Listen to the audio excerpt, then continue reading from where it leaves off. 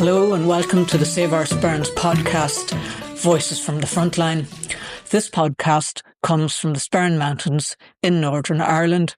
It's a place shaped by land, by community and by long memory. And it's now living with growing pressure from mining and large-scale upland development. That pressure isn't unique to here. Across the world, the so-called energy transition is driving ever more extraction. There's growing demand for critical minerals and rare earth metals. And that demand is landing on local communities, asking them to live with the long-term impacts of toxic mining. Season 1 looked at why the Sperrin Mountains matter through the voices of the people who live here and know this place well. Season 2 keeps those local voices at the centre while also stepping back a bit. In Season 2, we look at extractivism more broadly, how it's been justified, how it is fundamental to a system of accelerated growth, plundering ever more from a finite planet, designed only to feed predatory capitalism, creating untold and unprecedented misery simply to support the bottom line of a balance sheet in some distant glass-walled boardroom far from the ground that we stand on. Thanks for listening, and let's begin. My guests today are Alessandra Accogli and Elena Aitova. Alessandra works in environmental and climate law with particular focus on how peatlands are treated within planning and climate policy. She authored a report on the Dalradian gold mining application that looked closely at how peatland extraction sat alongside stated climate commitments and where there were gaps and inconsistencies between policy language and what was actually being proposed on the ground. Her work sits in the difficult space where climate targets, legal obligations and real places collide, looking at how effective policy protection is when there is unrelenting pressure for development and growth. Elena Aitova is a PhD researcher working on greenhouse gas emissions from the Irish raised bogs. Her scientific work focuses on measuring carbon emissions directly and the impact of rewetting and restoring degraded peatlands. She also drafted the Peatland rebuttal for Save Our Sperrins, bringing that scientific understanding into the planning process and helping translate measurements and monitoring into evidence that could be used publicly and legally. Hello, Alessandra and Elena. You are very welcome to the podcast. Alessandra, could you tell us a little about yourself and your work? And then, Elena, I'll come to you after that. Yes, I can do that. And so I'm based in Dublin. So I'm currently in Dublin and I've been living in Dublin for 5 years. So I actually came to Ireland from Italy. I'm originally Italian and I came to Ireland for to start my PhD. So to do my PhD in law at the UCD Sutherland School of Law. And so that kept me busy for the past 4 years. And then after that, I started working in DCU as a postdoctoral researcher and currently also teaching assistant lecturer. So that's me now. So I'm working in DCU and mainly working on climate change, law and policy, and human rights law as well. Those are my fields of research and work. So that's me in a nutshell, basically. And what attracted you into that work? That's a good question. So before actually coming to Ireland, I wasn't in Italy. I was in Belgium. So I did my undergraduate studies in Italy, but then I moved to Belgium to continue kind of with work and also studies. So in Belgium, I first was working with an NGO, but then I just felt I needed to go back to studying, and I did 2 masters there, and one of these was on political science and then public international law, actually, these two. When I was studying there as part of as well as working, I just became really interested in the cause of climate change. So that would have been 2018, 2019. And I think just the debate around climate change was really interesting at the time. It was still, there was still uncertainty. So there was still voices kind of questioning whether, the science was consensual or whether there was enough science. But then there were also people and scholars and researchers, as well as activists and other organizations kind of calling for action. And so I just was intrigued by how the law could have been made better. What was the problem? What was lacking in the law, or what was the role of the law in addressing climate change? So that's how I got to be wanting to kind of dig into that. And that's how I felt I really wanted to do research. And then, then I started the PhD. And which part do you find the most interesting? The point of view of the role of the law, or the argument about climate change, which attracts you most? Which speaks to you most? Or is that a fair question? But perhaps it's equal. And I think I just brought the two aspects together because of my background. So my background would have been in law. So I think in thinking about climate change, I would bring my own kind of a perspective as a legal scholar now. Well, at the time I was just a law student, but so I think I used the lens that I knew the most, so the legal kind of lens, to see whether the law could, how the law addressed the problem in the first place, and maybe how it could be made better, or whether there was an issue with the legal response to climate change. So I think I just brought them together myself because of my background. Yeah. Okay. And final sort of little question on this. As you were growing up, had you much awareness, or when you were a younger woman, were you aware of climate change, as we call it, climate emergency at this stage, or has that become more prevalent for you?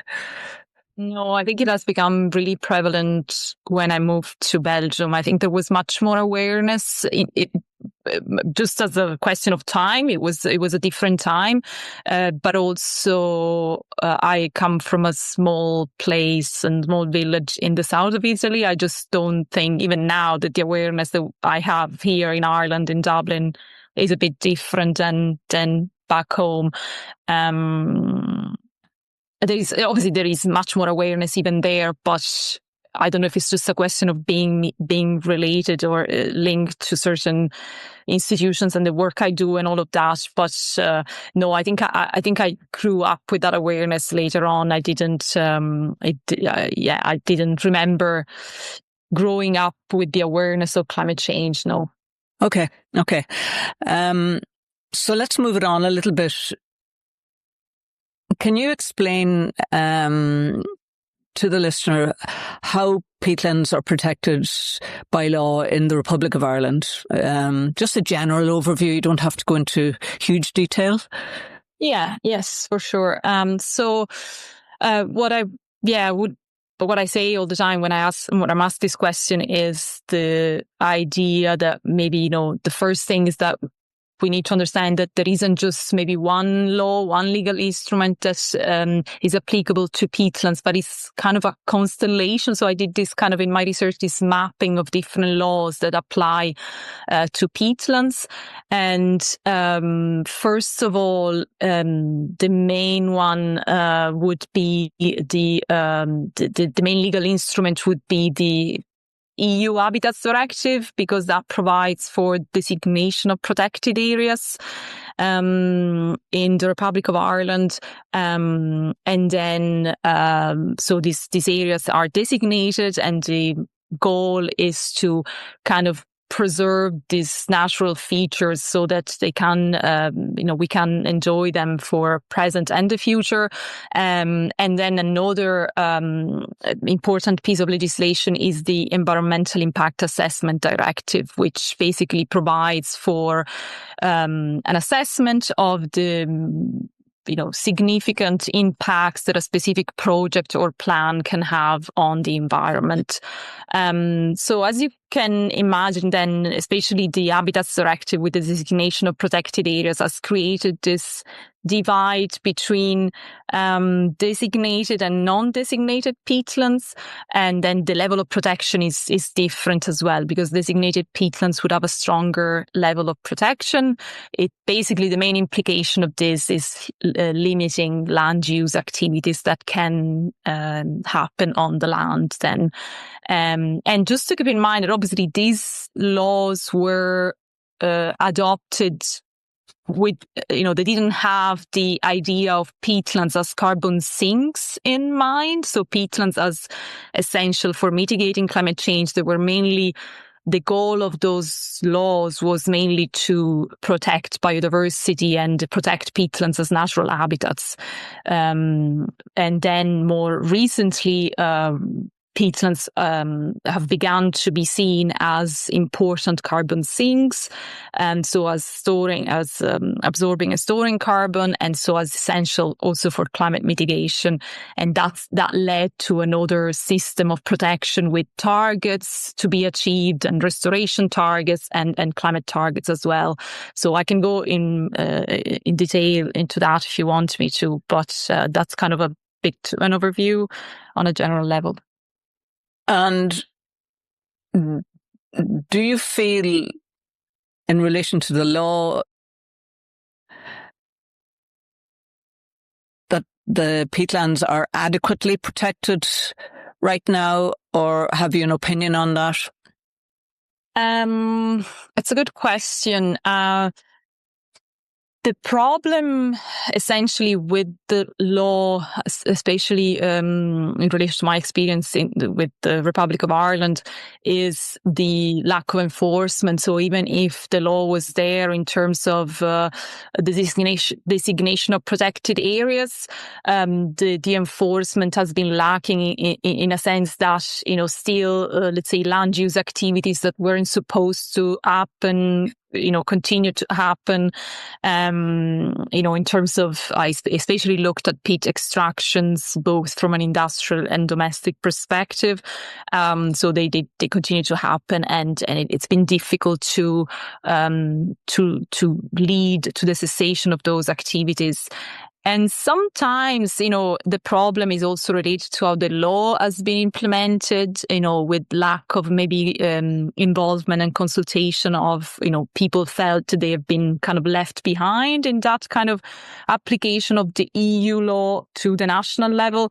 So there is also an element of, how things are done in terms of implementing the law. But I would say that it's mainly a kind of a lack of enforcement and taking different considerations into account when you implement the law. So not just the fact that you're trying to protect the ecosystem as natural habitat, but also maybe considering what was there before doing that. So, obviously there were people involved and people interacting with the ecosystem. So it's important. And that's kind of the approach and I try to promote in the research, to consider this ecosystem as holistic space. And so also the response has to be a bit more holistic and consider different interests at stake. Yeah, I often notice there's quite a bit of resistance to traditional methods of removing traditional methods of harvesting turf in the bog. There are some people who want to continue it because they see it as a traditional right. And I suppose when they were footing turf using a spade is a completely different animal from using tractor and cutting, as we used to call it, maggot turf. The big long rows of it. Is there still much resistance around the country to the removal, to the removal of that right to cut turf, or do some people are some people still allowed to cut it, and do they have to cut it by hand, or where does that, do you know? Perhaps you don't know about that. Yeah, like it's, I think there is still resistance in terms of, domestic turf cutting. Certainly the practice has changed, as you were pointing out, that is no longer just hand cutting, practices, but more like being cut by machinery, oftentimes by contractors on behalf of the people with the turbery rights, with the right to cut turf. But then, still it is considered pretty much a traditional activities or a cultural practice in terms of then, the stacking and the drying of the peat is done still in a kind of a traditional way. So what I've done, I did look into this, the domestic, the dimension of cutting turf for domestic purposes, so for household fuel, in my research. And I did, I used, and I don't know if that's of interest, but I did use I did try to see if this cultural practice can fall within the scope of a human right to take part in cultural life under international law. Mm-hmm. And basically what I came down to is that, I kind of devised this different criteria that can be applied to see whether that's the case. So there is a collective dimension, this place-based dimension, the temporal dimension, and that's collective meaning dimension. And, the breaking point for me was precisely the purpose for which the cutting is done. So whether it is for domestic use or whether it is for commercial, so selling the peat on a big scale, and often associated with black market and, with the use of this black economy sometimes. So, that's where kind of it was the breaking point of where it didn't really match then with the cultural understanding of the practice. In the Republic of Ireland as well, it's not so much about cutting peat for heating the houses. Now it's about cutting peat for horticulture. Oh, yeah. Yeah. So that's kind of getting bigger and bigger issue, and a bigger proportion of peat are cut for this rather than for the houses. And it's interesting to look on this issue from completely different direction. Uh-huh. Or the houses. So it's not about cutting peat, it's about keeping warm in winter. And this could be done in different ways. So we can tackle this problem from different direction, provide people grants for upgrading their houses, accessible other sources to keep warm in winter. And again, I like asking people when I see them, what would they do, how they do. And I have people living in the houses where they don't have any other option, for example, but then they would love to change to something less labor intensive. Sure. Younger generation. So my perspective, it's not as big issue anymore, because I'm sure our generation would love to use less labor and in their houses and go through different routes, again, like retrofitting the houses. But then we're still left with the issues of horticulture. Mm-hmm. Which is huge in the Republic of Ireland, yeah. I would have been involved in the horticultural industry back many years ago, and I was often involved in nurseries which were based around the Bog of Allen there, so I do know that tons and tons and tons of peat that was being used for horticultural products. I actually thought that had stopped, that they were buying in peat from abroad, somebody else's peat, to do the same thing, but maybe I'm wrong. Is that correct? Or no, that's another that's what they were reinforcement. Yeah, that was they were complaining about as well, because if we're restricting the use of the indigenous peat that we have, but we're anyway exporting it from abroad. What's the difference? That was the kind of a point of debate as well. Yeah. Elena, you were involved in drafting the rebuttal for Save Our Sperrins, and your own scientific work focuses on measuring carbon emissions from Irish raised bogs and on peatland restoration monitoring. In your opinion, looking at the amount of peatland that will be impacted by the planned gold mine, what have you to say about this? Do you repeat the question, and what exactly you're trying to say? What kind of impact on peatlands? Yes, for the work that that will require the removal of the peat, and then that they will replace it after they have done all their work. What are your thoughts about this? So, it's just kind of simple things to remember is when peat is wet, it does not release any emissions. So anytime that peatlands has contact with the air, molecules of carbon that in peat, they connect to the oxygen, and that what goes into CO2. So imagine like the work they do.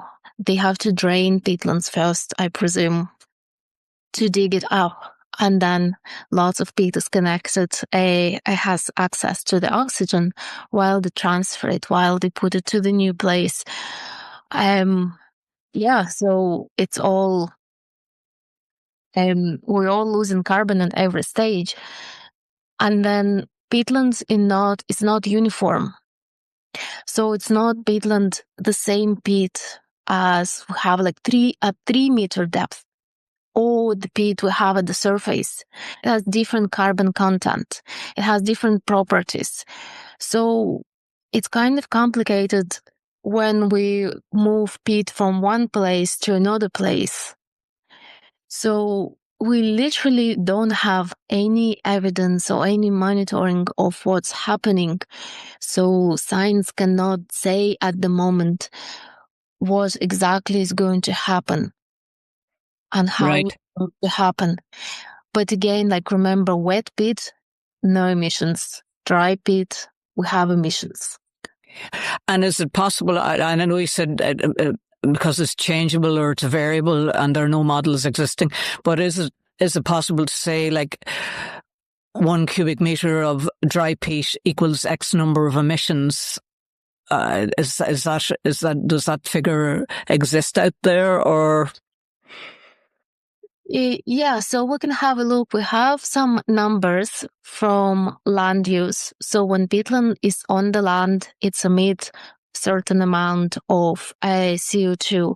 And then we have numbers for peat. Usually it's extracted for horticulture or for burning.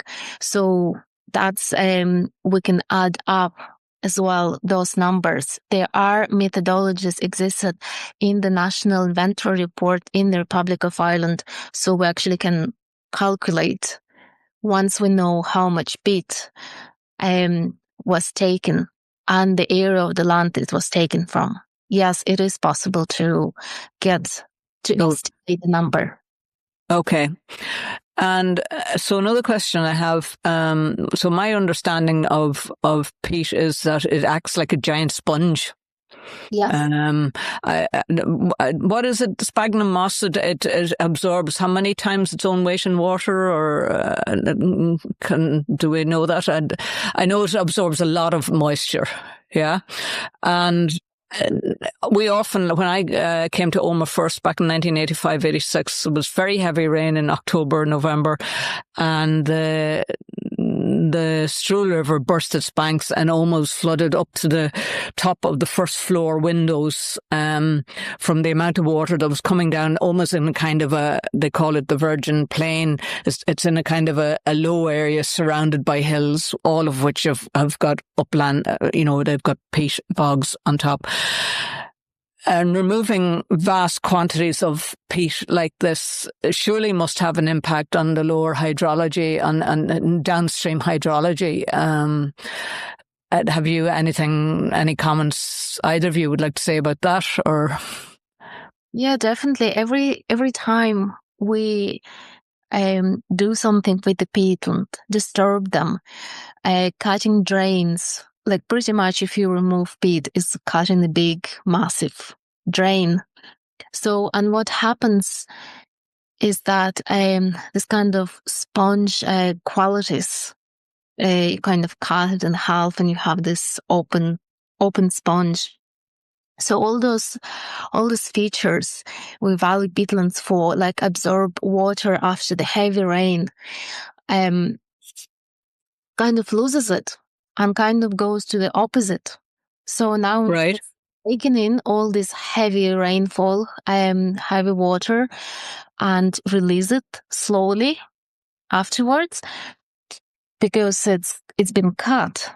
All this water just go through straight away, and because it's dry, peat is dry, we lose soil stability. We're talking about erosion. So all this water taking the peat with it, and that's what you see. This brown water, dissolved organic carbon. We're losing carbon, we're losing soil. And of course, it's affect a lot water quality. So it's literally the opposite process. Peatlands could act as artificial water treatment plant, pretty much. right, Drained when they disturbed. It's opposite. They actually pollute water. right. Another important thing to remember about uplands areas, it's landslides. It's when peat is dry, especially in the summer, the soil can crack. And once the heavy water goes into those cracks, they can make peatlands move. So that's why we can see those news about landslides. That's really interesting, because where the proposed mine tailings heap is to be built is in a townland called Sheshkin Shul, and that means moving ground. It's actually to be put on top of a townland that's called moving ground. And these waste tailings from the mine, in the planning application, it is to be 17 and a half stories high on top of a mountain, on top of a moving bog. In your knowledge of bogs and bog movement, what would you say about this?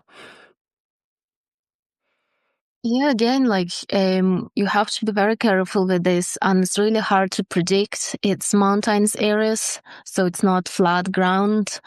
It's peat lying on the bedrocks. Somewhere it's deeper, somewhere it's more shallow. So it's really hard to predict how, removing part of it going to affect other areas, especially with such high slope.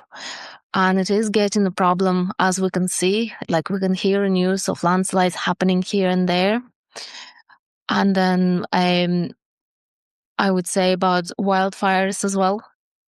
With the dry peat in the summer, in Ireland, we weren't affected this so much so far, but it's happening more and more every year. We can see that, especially uplands areas where heather is dominant, we need to remember about this as well. And that will further worsen the problem. It will make peat drier, make peat crack. And then with the climate change, we get more extreme weather events. So we're talking about storms and stuff. And the combination of these two leads to all this soil instability and erosion and to those slippage. Landslide, yeah. I remember some years ago up the Glenelly Valley, there was, after very heavy rain, there was quite a large landslide down onto the road. There was a number of farmers affected by it. And then, of course, over in Guabara and Donegal, they had a major landslide there as well. So all these, and the impact of wildfires as well, that's actually one thing that's I hadn't thought of, to be quite honest. And they are so prevalent now, wildfires, and the peat gets burning. It's very hard to put out It's called zombie fires, even when you don't see fire on the top. Yeah. It is still kept underneath the soil at the bottom of the pit. And once the weather is dry again, it just goes back up. And about the landslides, I wouldn't know much research been done on it. It's not exactly my area. Yeah. And it's quite new topic. So that will be hard to estimate, to find evidence, to do the assessment of what's going to happen with the land, what will happen with the area where the peat will be removed. Right. We don't have enough evidence to see what's going to happen with the peat when they put it in the new place, how it's going to affect carbon emissions. We don't have evidence either. Let me come back to you, Alessandra. In relation to the law, what would better protection look like? Yeah, so what I found in my, let's say, mapping of the different laws that apply to peatlands, and just having a look at what the current response is what you find is that the law is often fragmented. So it's, it looks, so if it's, as I was saying, like, the legal instruments that at the moment better protect peatlands were thought of in order to protect biodiversity and the natural habitat in terms of wildlife and, just keeping the biodiversity alive.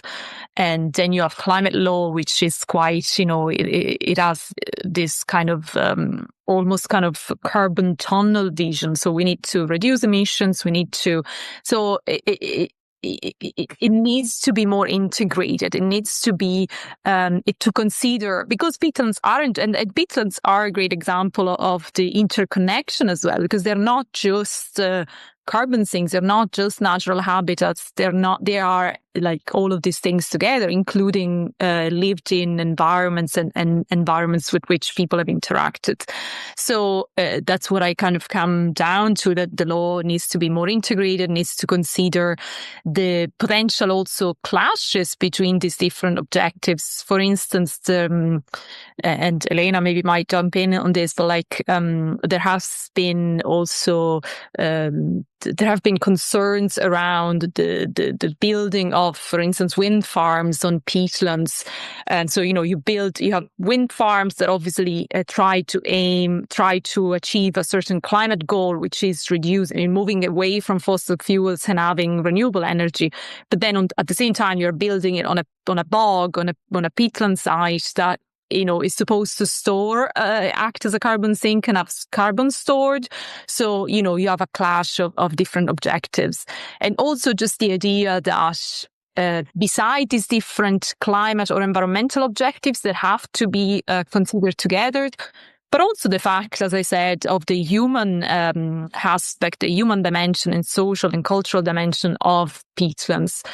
So in my research, as I said, I'm in between climate and environmental law and human rights law. So I do try to consider the human rights as well at stake in the process of managing peatlands. So, and, try to have a balanced approach where you consider, yes, of course, you need to prioritize at certain points the protection or the conservation of peatlands, and you need to make these difficult choices.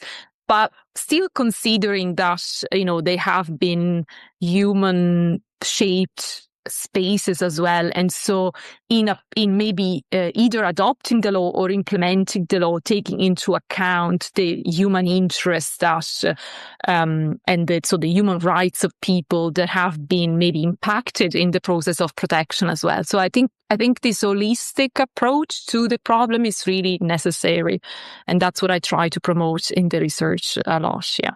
Not so much legislation. It is mainly what I hear, what's happening. But yeah, I do see that often it's one-sided chat to some groups, and there is a lack of different, even opposition stakeholders to come together and being able to chat. There is no instruments to bring them together, and sometimes they even consider to be opposition. It's like people who want to restore peatlands and farmers for turf cutter who want to cut turf, and somehow they looked at being on different sides, but then they all come from the same community, and all they want is that community being good and living their best life with in the area. So this kind of the lack of dialogue, and instead of it kind of crushing them together while they aiming for the same goal. So that's maybe where we lack kind of the instrument on how to open the conversation. Okay. Do you believe by bringing all the different sides together that, and I'm not talking about the gold mine per se, but in relation to looking after the peat bogs in the Republic of Ireland, that there is a road forward. Everyone feels heard? I feel that they're heard in different places, but not in one physically, not in one room. It's hard to bring people. And I think it's mainly about social aspect, I'd say, rather than maybe legislation. Here, just people being able to talk to each other, and how they present it in the media as well, and people open readiness to have a talk, because once you see people in the same room, suddenly there is a dialogue. Yeah. That's it would be nice to see. And maybe in your case, as well, just like people to people with different opinion physically in the same place, and see how it would work. Yeah, I hear what you're saying. When people realise that they're working towards a common concern, and the common concern is perhaps to make a living, or looking after their children, or just to have a reasonable lifestyle. That's what everyone wants for themselves, you know. But I think, as all of us human beings, we need to make room for everyone around that. But there is an overall thrusting argument, and it all comes back to our economic system. And instead of going for growth, we need to go for degrowth, which is, it's almost like a bad word or a bad concept, because it's impossible to keep our lifestyles going in the style that we're accustomed and not impact on our mountains, on our rivers, on our lakes, you know. But the things that are essential for us, for our lives, the air we breathe, the water we drink, and the earth that supports us, has been thrashed for a slightly higher standard of life in however that shows up, because we need more of this, more of that to support it, you know. But what comes down to it is really understanding this is important. Our fresh water is important, our air is important, and not contaminating the earth. So, and that's a grown-up conversation we all need to have. And then our laws then need to support that grown-up conversation.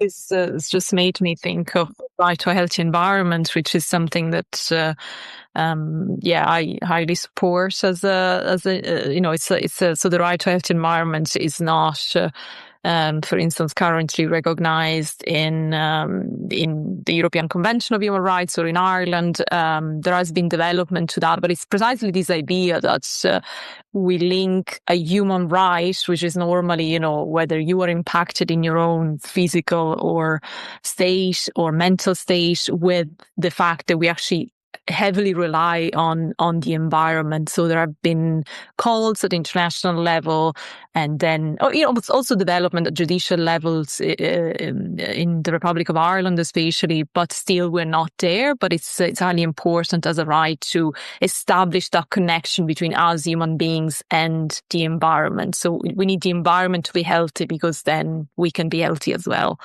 Not just to always think of the environment as something instrumental that we need to get something from, but at least it establishes a common understanding of also how much we rely on it and how interconnected we are to it. Actually, in a couple of weeks, we're going to have the visit of the Special Rapporteur on the right to health environment, so the United Nations Special Rapporteur to Ireland. So that's going to be a good conversation to have as well. Yeah, we sent in the report to her. We know she's coming, but I know we're up in the north, but what happens a lot, what's happening is impacting transboundaries. So perhaps she will consider us, and I think we'd like to go down and meet her if that's possible, but we'll see what happens. Just on that, some years back, Fermanagh and Omagh District Council passed the Rights for Nature bill within the council, as did Derry and Strabane. And the rights for nature is, if we uphold it, it would be a fantastic thing, because it would give us what we need, which to respect what is essential for life, for human life, really. But it's sort of been done and dusted and hung back in the cupboard again. It doesn't have any punch at the minute. Have you any comments? I don't know if any of the councils down in the Republic have passed the Rights for Nature bill within their council area, or not aware of whether it's been done at council level, but I know, for instance, that in 2022, there was a Citizens' Assembly on biodiversity laws in Ireland, and one of the recommendations of the Assembly was the recognition of both the right to a healthy environment and rights of nature within the Constitution. So that was I think, the most recent development in terms of how people also, people in Ireland think of, or the Republic anyway, think of, how important rights of nature are. And then it hasn't been really followed up since, the response, I think, if I remember correctly, was that, it's been discussed, because it's not something that you can do from, to recognize something in the Constitution. It's not something that you can do from, just very quickly. There has to be a process in place. So, it's in progress apparently, but yeah, so certainly it reflected a call even from people to recognize rights of nature also in the Republic. Yeah, it would be nice to see it happening. People often smile when I bring it up and say that'll never happen, but I often say, well, there was a time in the world when people thought it would be impossible to eradicate slavery, or there was a time in the world when women didn't have the vote. It did happen in many parts of the world, and I think it's because of a different conception. But in the United States, in Australia, in Ecuador, so Latin America, many places have the rights of nature for rivers, or depending on what the concern was, forest rights and all of that. And I think we have a very different conception in Europe, much more anthropocentric. So we tend to be much more individualistic, and put the human first. But yeah, with distance, we're influenced, and there is cross fertilization between across countries. So there is hope. Yeah, we just we can live in hope. And actually, which brings me perfectly to my next question. Either of you can answer it, and both of you, I'd like you to answer. What gives you hope in the work that you do? I think it's people. Yeah. Once you see people, once you see their enthusiasm, once you see that we all share the same ideas, the same goal, the similar vision, it's so inspiring. I think it's people. Yeah, no, and we kind of want to bring up, I mean, I agree. I mean, maybe not everyone shares the same ideas, because we know there are people who have very different ideas, but, and so I think the challenge is bringing those people into the conversation, so not to become too polarized as a society, so try and kind of bridge the gaps and kind of bring everyone in the conversation. But, I think a great aspect of the research that we both are doing is precisely this kind of connection. So we met through this early career researchers network and of peatland researchers. So we kind of realized there were different people working on peatlands from different disciplines. And so we became, Elena was the main person behind it to create this network of people. And we meet now, even though maybe some of us have finished their PhDs or are doing maybe something slightly different, but we still kind of are in touch and we meet every now and then. And it's always events that have some relation to peatland. So we go to an art exhibition or installation, or we go to art performance or to the museum to see the bog bodies. But it created connection. And I think connections in this world are so important. And I think for me, that's the main hope. And that's why I love this job so much, because you try to do something good and at the same time you're connected to people who are doing the same and you share the same kind of hopes or concerns. And you still, and even though there's so much to be concerned about, but you still kind of keep going. And I think the connections you have really help. So I think we need to foster those connections. Yeah, I agree with you. We found in the campaign, the more we collaborated and the more we had solidarity across the world, across the earth, that the more it came back to us, and the wider and wider the ripples are created. And it's that cross-pollination of ideas and people, and stops us speaking into our own echo chamber, and that's what gives me hope when I'm speaking to folk like you. So normally I'm just surrounded with the folk in the campaign, and then now I speak to people outside it, and it's so wonderful. There are people, lots of other people up to great stuff in the world, and that's what gives me hope. Really, it's a joy. So I think maybe we'll leave it on that note. It was a lovely conversation with both of you, and I want to thank you for your support of Save Our Sperrins in the past, and for coming on here in the podcast. And I look forward to meeting you maybe at the public inquiry in the near future. So thank you both. Thank you so much for inviting us. Yeah, thank you. It's been a wonderful conversation. I agree. In that conversation, we heard how science, policy and legal thinking can sit together in academia and at the same time show up in the world of a public inquiry. It's been a heavy conversation at times, but also a hopeful one, because it shows what rigour and care can look like when people take climate change seriously. Thanks so much to Elena and Alessandra for their time and for the work they continue to do. If this conversation matters to you, if you think it's worth keeping alive, you can help by following the Sperrins Podcast wherever you get your podcasts, or by sharing this episode with someone else who might listen. You'll also find the podcast on all the usual platforms and on the don'tmindus.com website. We'll be back again soon with another voice, another perspective, and the same questions we keep returning to. Thanks for taking the time to listen. For the air we breathe, the water we drink, and the earth that supports us, we hold the line.